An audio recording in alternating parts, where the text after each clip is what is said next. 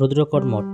ধারণা করা হয় প্রায় ৩৫০ বছর পূর্বে রুদ্রকর মঠটি বাবু নীলমণি চক্রবর্তীর সমাধির উপর বাবু বানিয়াল চক্রবর্তী, বাবু ক্ষিতিলাল চক্রবর্তী এবং বাবু বসন্তলাল চক্রবর্তী রুদ্রকর মঠটি নির্মাণ করেন।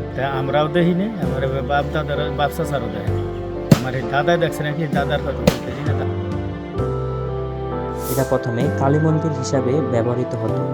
পালং থানার রাজমিস্ত্রি তিলক ভূঁইয়া ও গুরুচরণ ভূঁইয়া দীর্ঘদিন ধরে এই মঠটির নির্মাণ কাজ করেন। 1898 সালে রাসমণির পুত্র গুরুচরণ চক্রবর্তী এই মঠটি পুনরায় নির্মাণ করেন। এই মঠটি সৈয়দপুর সদর উপজেলায় রুদ্রকর ইউনিয়নে কালের সাক্ষী হিসাবে এখনও দাঁড়িয়ে আছে।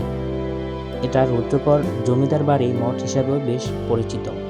এর উচ্চতা প্রায় 150 মিটার।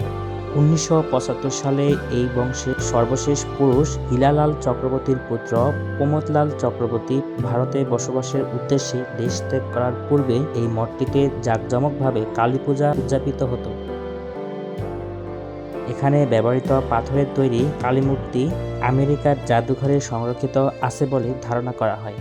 অবাক করার মতো বিষয় হলো স্বাধীনতা যুদ্ধের সময় পাক হানাদার বাহিনীটির মধ্যে থাকা মূল্যবান জিনিসপত্র লুট করে নিয়ে যায়। এই মঠটি একটি প্রাচীন নিদর্শন হওয়া সত্ত্বেও রক্ষণাবেক্ষণের অভাবে পরিত্যক্ত অবস্থায় পড়ে আছে।